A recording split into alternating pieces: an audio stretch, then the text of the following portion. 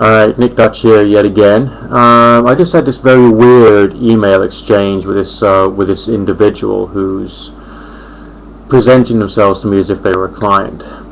This individual says that all she ever wanted to do was to give to charity, and now she's given everything away and even has to borrow $1 from her husband so that she can eat something. And she asked me in a private message how she could get lots of money so she could then give it all away. I thought to myself, this is someone who's getting themselves in a bit of a pickle because they've got an unbalanced attitude towards charity. I mean, you've got to be able to look after yourself first, then you spend a certain quantity of your time giving. That's the way I personally see it anyway. There are some exceptional people who can survive anyway and can then dedicate all of their life to charity and finding ways to be able to survive as well as being completely charitable. But these people are few and far between, and if you then have to beg of someone who's a family member to be able to have enough money for food for yourself, then things are getting a bit unbalanced. She mentioned in her first message to me that she believed that Jesus Christ was the Messiah. That gave me a clue, and I thought maybe I could actually try and use Christian ideas to help her to see that there was a bit of an error to her own judgment. So I thought, what were the commandments according to Jesus Christ? Well, there was number 1, love God with all your heart and with all your soul, okay? And then there's number 2, love your neighbor like yourself. And some preachers say that implies that there is a third commandment, namely you've got to love yourself first so you can then love other people in that same way. So that's what I tried to communicate to her. And so I said that she should be loving God plus herself, and then she can love her family, and then her friends, and then other people. But basically, like in that order, because you've got to carry on looking after your survival. I understand where she was coming from, because I had to hear the same message myself many years ago, and basically my own personal morality as far as survival was concerned was rather affected by too many people from too many charities affecting me. But at that time I had no real Christianity in my life at all, and I didn't see Jesus Christ as being an authoritative figure. And I thought if this client did, maybe she would be able to then latch on to what I'd said, and maybe it would help her, because of course I'm using basically direct quotations from JC. But her response to me was something along the lines of, oh, you're so materialistic like every other man in the world, too money orientated, and there was a bit of rudeness thrown in as well, which basically made me feel like, what is going on here? What on earth is up with this individual? And I couldn't really help that character any further. I hadn't charged that person a single penny because I didn't feel it was right to. Although this person was quite willing to pay a lot of money for me to provide an answer, I most certainly was not willing to charge, taking into account her situation and basically where she was. It just once in a while it can be rather soul destroying when you get someone who's that disturbed.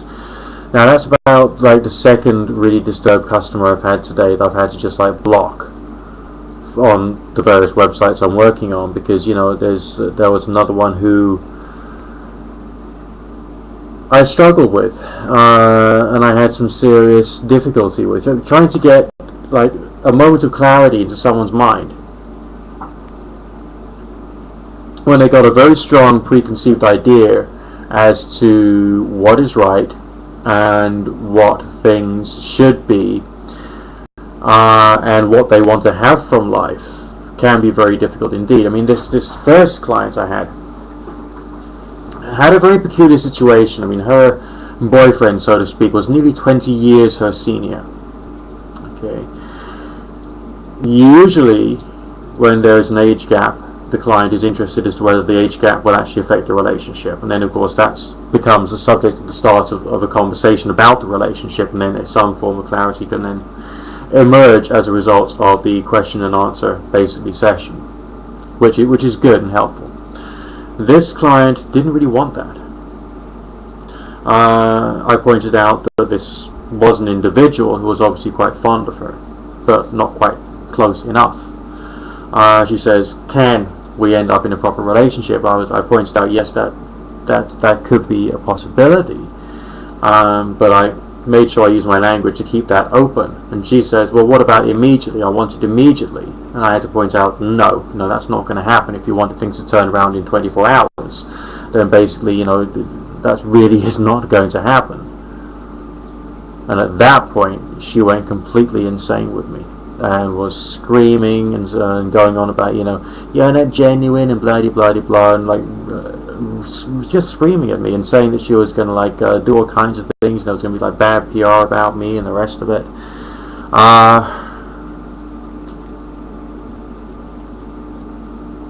And I thought to myself, this is someone who could have actually listened to my argument. Okay, actually they both could have listened to my argument. They both could have thought about what I was trying to say, and thought about where I was trying to, in what ways I was trying to help them.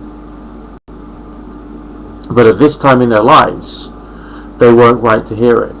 Now, I have had some times that were like this, and eventually, after 3 months, 6 months, 9 months, or a year, bearing in mind I've been doing this solidly professionally for 5 years now.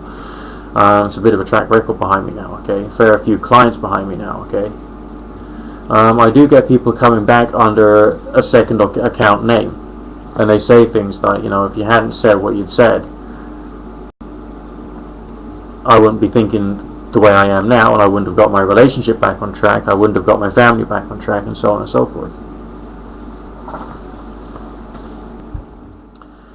And sometimes they say things like, you did what was right through blocking me. So, I'm still sure I've done what's right there. And it can seem a bit harsh sometimes for them. I don't want to be a liar. I do want to be helpful. I do want to try and make sure the client leaves the conversation with me with something. I can't always do that, but I certainly don't want to delude people. I really don't. It's just a couple of case studies really, just to show you that this work is hard. The average individual can't just pick up a packet of cards and do this work. The quantity of skill and sensitivity and all the rest of it that you need, oh God, it's hard.